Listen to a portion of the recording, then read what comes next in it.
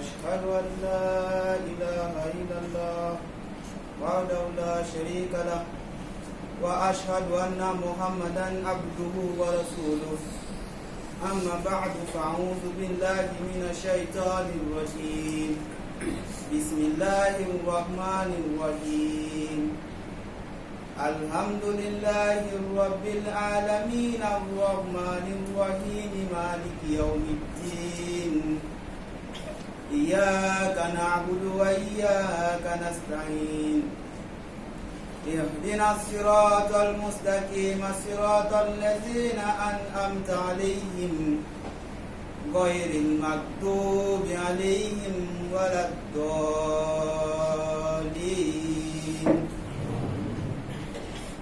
اللهم صل على محمد وعلى آل محمد كما صليت على إبراهيم وعلى آل إبراهيم إنك حميد مجيد اللهم بارك على محمد وعلى آل محمد كما باركت على إبراهيم وعلى آل إبراهيم إنك حميد مجيد. Aujourd'hui, je suis devant vous pour vous présenter un discours qui a pour thème l'histoire de la célébration du Mawlud et quelle est la vraie date de naissance du saint prophète Muhammad sallallahu alayhi wa sallam. En ce qui concerne la première partie de mon sujet, l'histoire de la célébration du Mawlud, c'est-à-dire la célébration du jour de la naissance du saint prophète sallallahu alayhi wa sallam, le cinquième calife de la communauté islamique Ahmadiyya, Hadrat Mirza Masroor Ahmad, qu'Allah l'assiste avec une aide puissante, explique dans l'un de ses sermons délivrés le 10 février 2006 en disant que les 3 premiers siècles de l'islam étaient les siècles les plus meilleurs. Dans ces siècles, l'amour du saint prophète sallallahu alayhi wa sallam était présent dans le cœur des personnes qui étaient de haut niveau spirituel. Cet amour qui était présent dans leur cœur était si fort que ces gens connaissaient la sunna du saint prophète sallallahu alayhi wa sallam et étaient toujours prêts à suivre ces sunna. C'est-à-dire que ces gens étaient toujours prêts à appliquer cette sunna.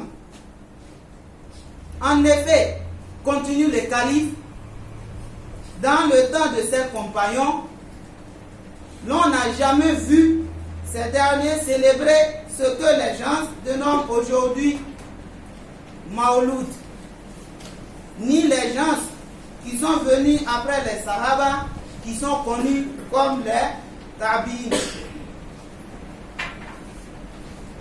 Mais dorénavant, l'histoire nous révèle que la première personne à célébrer ce jour de Mawlud est Abdullah bin Muhammad bin Abdullah Qadha, et ses suivants sont les Fatimi. En plus, ces gens se sont associés eux-mêmes en la progéniture de Hazrat Ali radiyallahu anhu. Il était un fondateur du secte dénommé Batini. Dans cette secte, leur croyance est que il y a beaucoup de choses qui sont évidentes, c'est-à-dire ayant des caractères d'évidence, et beaucoup de choses qui sont cachées. En ce qui concerne les choses qui sont cachées, eux-mêmes les donnent leur propre interprétation.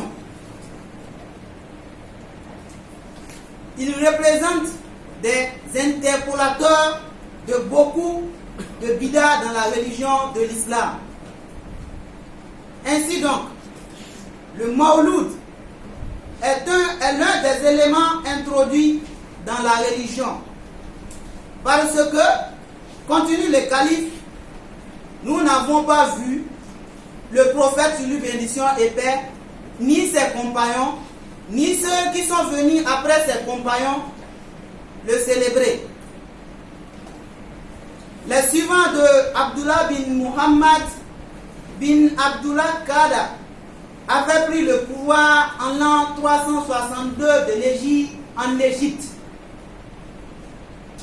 Il y avait aussi de nombreux jours de célébration qui furent introduits dans l'islam par ces derniers.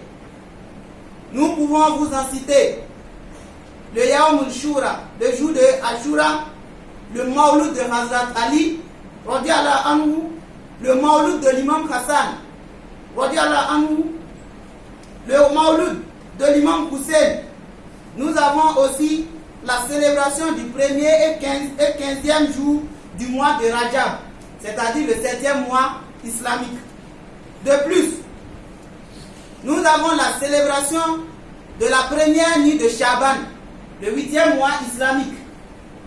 Le Mawlud de Fatima, radiallahu anha, et d'autres célébrations dans le mois de Ramadan sont aussi connues.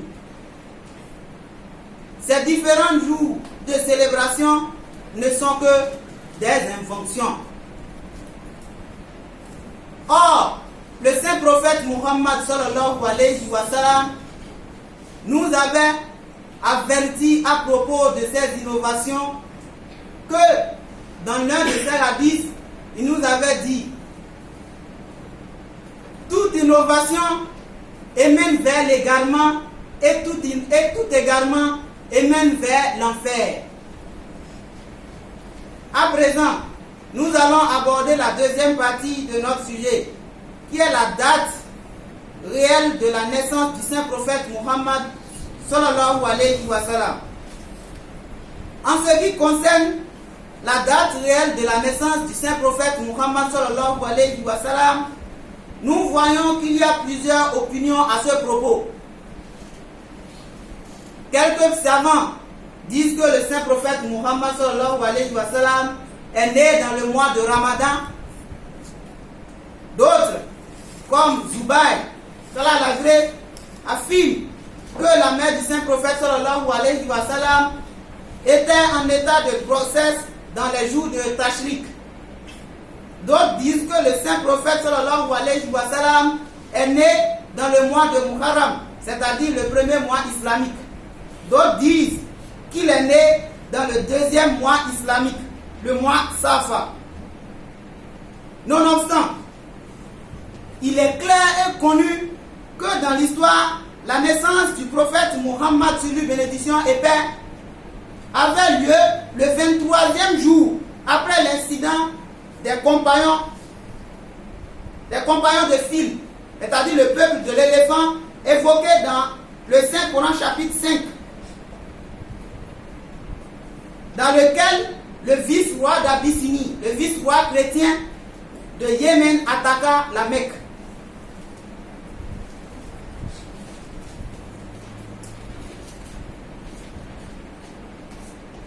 Normalement, cette date est connue comme le 12 Rabiul Awal du calendrier islamique et selon le calendrier grégorien, le 25 août 570 après Jésus-Christ. Selon Allama Shibli Noumani et Suleiman Nadoui, deux grands historiens de l'histoire, il est mentionné dans leur livre Siratul Nabi, la vie du prophète sallallahu alayhi wa sallam, qu'en ce qui concerne la naissance du saint prophète, un savant nommé Mahmoud Pacha de l'Égypte avait écrit un livre dans lequel il a donné des arguments mathématiques en prouvant que la date réelle de la naissance du saint prophète Muhammad sallallahu alayhi wa sallam fut le 28 avril 511 après Jésus-Christ.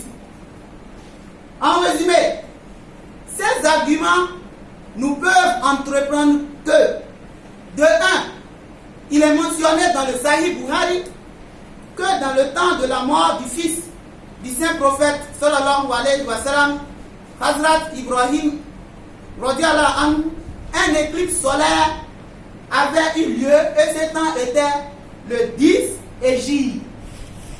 De 2, si nous calculons le temps exact de cette éclipse solaire, de cette éclipse lunaire, nous voyons qu'elle a eu lieu le 7 janvier 632 après Jésus-Christ à 20h30. De 3. Si nous faisons la soustraction de 63 ans dans les 632 ans, l'année de la naissance du saint prophète serait en 511 après Jésus-Christ. Et dans cette année-là, le mois islamique, c'est-à-dire le mois islamique a démarré. Le Rabiul Awal a débuté le 12 avril 511 après Jésus-Christ. En ce qui concerne la quatrième point, il y a un conflit, c'est-à-dire sur les opinions des différents savants. Ils n'étaient pas tous d'accord sur quelque chose. Mais de l'autre côté, ils étaient d'accord sur une chose. Et quelle était la chose? Ils étaient tous d'accord que le saint prophète sallallahu alayhi wa sallam, dans le mois où il naquit, était le 3e mois islamique. Et que ce jour-là était un samedi. Maintenant, le problème qui se pose est que cette date de la naissance est comprise entre le 8, le 9, le 10, le 11 et le 12 Rabiul Awal. Il fallait maintenant chercher le jour qui correspond au samedi de ce mois entre ces 4 jours précités. D'autres affirment que le samedi correspondait plutôt au 9. D'autres disent que ça correspondait au 11. D'autres affirment que c'était le 12. Mais, selon les recherches et les calculs, il a été ressorti que le jour de samedi, dans lequel le saint prophète sur lui bénédiction et paix est né, correspondait au 9.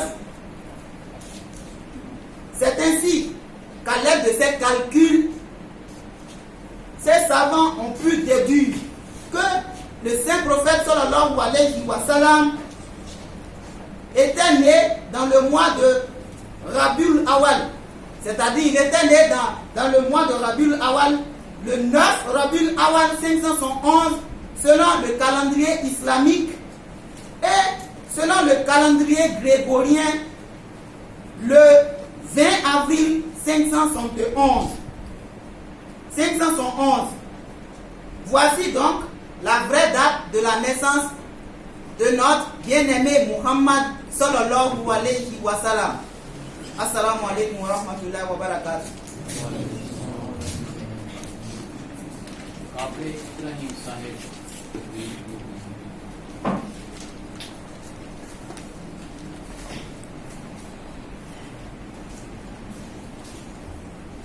Assalamu alaikum.